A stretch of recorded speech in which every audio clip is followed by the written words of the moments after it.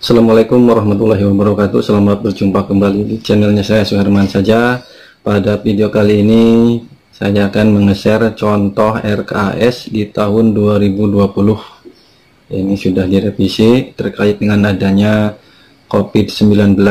Ini kita ada beberapa file. Yang pertama file aplikasinya, ya, kita buka dulu file dari aplikasinya.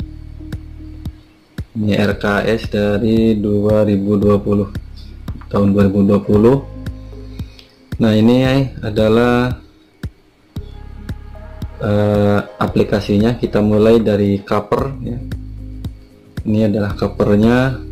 Nah, ini covernya, rencana kegiatan dan anggaran sekolah RKS POS tahun 2020. Nah, ini ada NPSN untuk identitas, ada nama sekolah, kemudian jenjang, kemudian kecamatan, dan tahun anggaran. Kemudian identitas, nama kepala sekolah, nama bendahara, nama komite, dan nomor rekening. Serta untuk kepala sekolah dan bendahara ada NIP-nya. Ini nomor rekeningnya. Nah, kemudian ada saldo akhir tahun sebelumnya, ya, tahun 2019 berarti. Nah, ini masih menunggu penetapan saldo oleh BPK, tapi kemarin waktu pelaporan saya udah habis, ya, di nol kan saldonya, sisanya nol. Kemudian untuk jumlah siswa saat ini, yaitu di sekolahan ini ada 215, ya, sehingga estimasi BOS dari anggaran 215 siswa dikali, ini untuk tingkat jenjang SD, ya, dikali 800.000, ya, jadi 193.500.000, ya. Ini estimasi alokasi dana BOS-nya 193.500.000. Nah, ini bagian format RKAS-nya. Nah, kita mulai dari kegiatan yang pertama, yaitu penerimaan siswa baru. Nah, ini yang kita anggarkan adalah tentang penggandaan formulir pendaftaran. Nah, ini kita anggarkan untuk penggandaan, yaitu fotokopi formulir pendaftaran siswa baru. Nah, berupa jenis belanjanya, barang dan jasa habis pakai. Kita anggarkan 100.000 rupiah. Nah, ini 100.000. Nah, kemudian, nah, ini digeser sebelah kanannya, ini ada kolom triwulan. Nah, rencana triwulan 1, triwulan 2, 3, dan 4. Nah, kemudian nomor 2 nya yaitu tentang pembiayaan publikasi atau pengumuman PPDB atau penerimaan peserta didik baru. Nah, ini kita anggarkan 100.000. Nah, ini biasanya pengumumannya dibuat dalam bentuk spanduk, ya.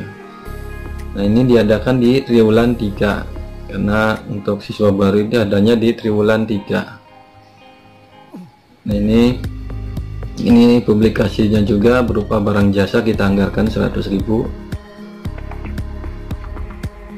rupiah. Nah, ada di triwulan 3 juga.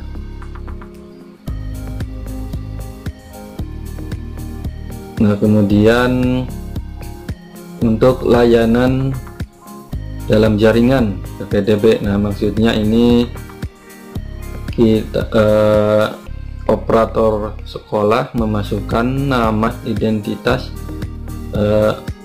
data siswa baru ke dalam aplikasi Dapodik.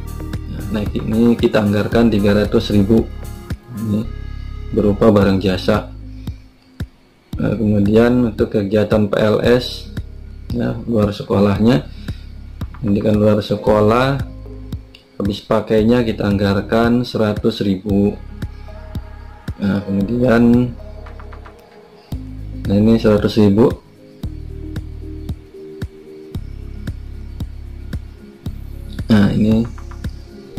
Nah, ini di kolom paling terakhir ini ada cross check. Nah, ini gunanya untuk mengecek barangkali antara jumlah anggaran di 4 triwulan dan anggaran yang direncanakan ada perbedaan. Dan nanti kalau ada perbedaan jumlah, nanti akan muncul di cross check. Nah, kalau seperti ini tidak ada perbedaan, ini tandanya sudah pas ya.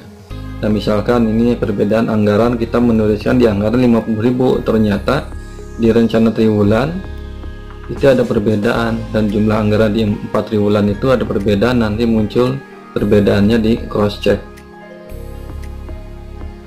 Nah, muncul di cross check sehingga berwarna merah. Nah, untuk kemudian penerimaan siswa baru untuk kegiatan perjalanan dinas, kita anggarkan 200.000 untuk transport perjalanan dalam rangka perjalanan dinas. Ini kita anggarkan 200.000. Kemudian untuk kegiatan pendataan peserta didik lama, nah ini juga dilakukan oleh operator sekolah, terutama memasukkan ke aplikasi Dapodik. Nah, ini terus yang habis pakainya barangkali memerlukan fotokopi akte kelahiran, kartu keluarga atau yang lainnya, ini kita anggarkan 200.000. Nah, kemudian untuk kegiatan lain, pengembangan perpustakaan, nah ini untuk penyediaan buku teks peserta didik dan buku teks guru ya, kita yang utama ini jenis belanjanya modal aset tetap lainnya. Nah, ini kita anggarkan untuk peserta didik 25 juta, untuk guru 5 juta. Nah, ini kita anggarkan kisaran 15-20% ya, paling besar 20%, antara 15% lebih. Ini karena kita bagi dua, ini untuk modal aset tetap lainnya dengan buku-buku koleksi perpustakaan. Nah, karena kita membutuhkan buku referensi juga ya, membutuhkan buku referensi. Nah, kita anggarkan 2 juta aset untuk koleksi perpustakaan lainnya selain dari yang utama. Nah, ini kita anggarkan kisaran antara 15-20% saja ini.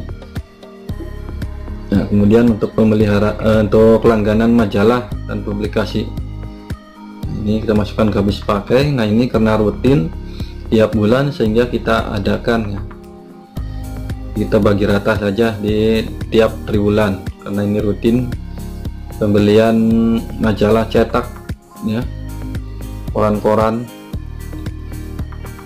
Nah, ini untuk modal aset tetap lainnya berupa buku itu dianggarkan di triwulan 3. Pemeliharaan perabot perpustakaan ya, terutama untuk lemari-lemari ya.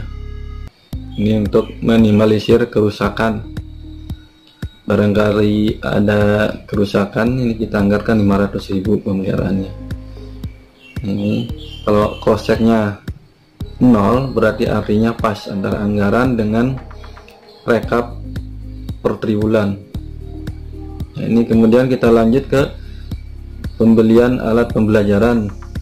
Nah, untuk modal peralatan mesin kita tiadakan, nggak ada.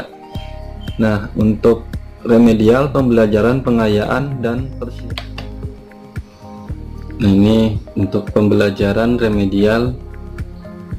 Nah, pembelajaran pengayaan untuk persiapan ujian kita untuk triwulan 2 kita tiadakan ya, karena terkait dengan adanya COVID-19, karena pembelajaran di rumah ya, pembelajaran dari rumah itu tiadakan, sehingga yang diadakan hanya triwulan 1, 3, dan 4 ini sebesar 1 jutaan, berarti total 3 juta. Kemudian untuk media pembelajaran teknologi tidak ada. Nah, ini untuk pembelian perangkat lunak juga tidak ada. Nah, ini karena masing-masing sekolah ya, bisa beda-beda. Kalau saya ditiadakan untuk pengembangan kegiatan literasi. Nah, untuk literasi kita rekapnya anggarannya 300.000, kecuali untuk triwulan 2 ya, karena pembelajaran di rumah. Kemudian nah ini yang paling penting adalah kegiatan pembelajaran lain yang relevan dalam rangka meningkatkan pembelajaran, dalam rangka menunjang proses pembelajaran. Nah, ini kita perbesar di triwulan 2 ya, karena terkait dengan pembelajarannya daring jarak jauh, sehingga kita banyak memerlukan kuota, baik itu untuk guru, kepala sekolah, dan siswa ya. Kita anggarkan 4 juta, dan anggaran triwulan 1, 3, dan 4 nya tidak jauh beda sedikit, sehingga anggarannya 5.600.000 1 tahun. Nah, kemudian nah ini ya 4 juta ini agak diperbesar, ini terkait pembelajaran daring. Kemudian selanjutnya yaitu masuk habis pakai ya. Kemudian selanjutnya kegiatan pembelajaran lain yang relevan. Untuk jasa kita tidak ada. Nah, ini yang nggak kalah penting tentang terkait COVID, yaitu pembiayaan lomba. Yang lomba ini triwulan 2 tidak ada ya, karena hampir semua kegiatan dihentikan, adanya triwulan 1, 3, dan 4. Nah, kemudian untuk begitupun dengan habis pakainya sama, jasanya juga sama. Nah, ini untuk selanjutnya yang paling penting dari RKS 2020 adalah kegiatan asesmen atau evaluasi pembelajaran, terutama terkait tidak adanya ujian nasional ya di triwulan 2 ini, karena ditiadakan karena adanya COVID, sehingga untuk triwulan 2 juga kita anggarkan kosong ya, tidak ada.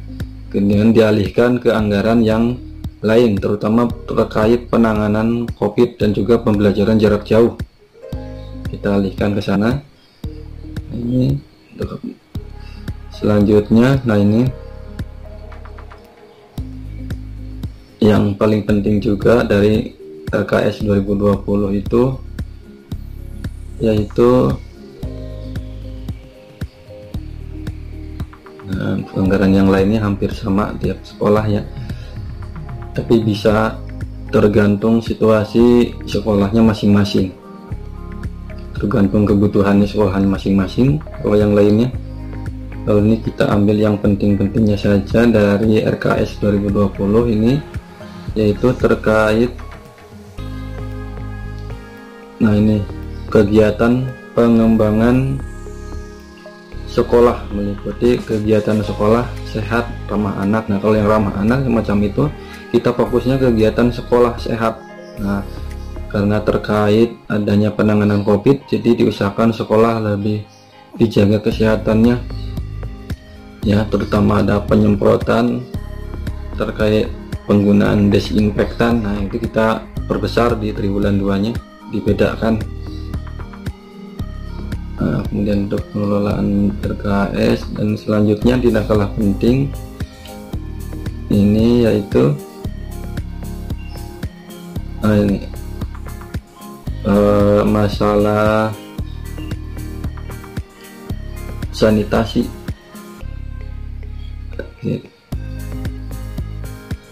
Nah, ini juga ini pembayaran honorer. Nah, ini juga kita terkait adanya peraturan 50% honor.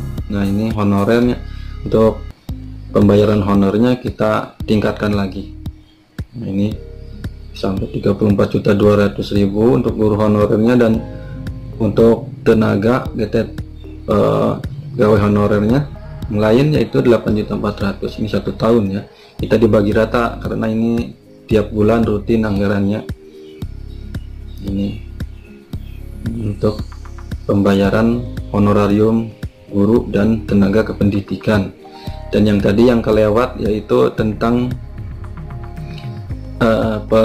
pemeliharaan sanitasi ya, dan wastafel itu kita masukkan juga, dilebihkan di sana. Kemudian nah ini untuk rekapnya, ini rekapnya tinggal rekap dari keseluruhan kegiatan ini, DNPSN, nama sekolah, kecamatan, kemudian jenis-jenis anggarannya, ini totalnya semuanya, sehingga semuanya sama. Karena ini aplikasi sehingga kita tidak tinggal melihat saja, karena sudah sesuai semua dengan format LKS nya. Ini untuk versi aplikasinya. Sekarang ini versi cetaknya. Nah, kita buka versi cetaknya. Nah, ini adalah versi cetaknya, ini seperti ini.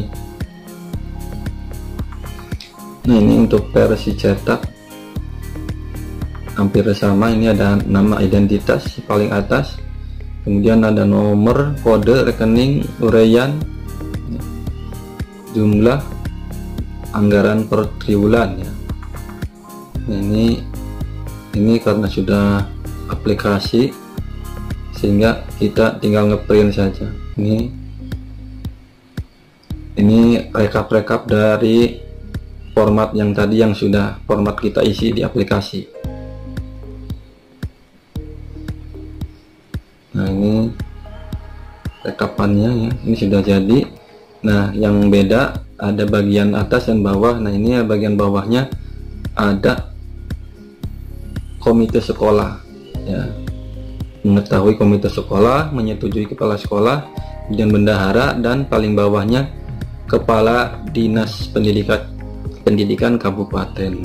Nah, itu semoga bermanfaat. Jangan lupa like dan subscribe nya. Assalamualaikum warahmatullahi wabarakatuh.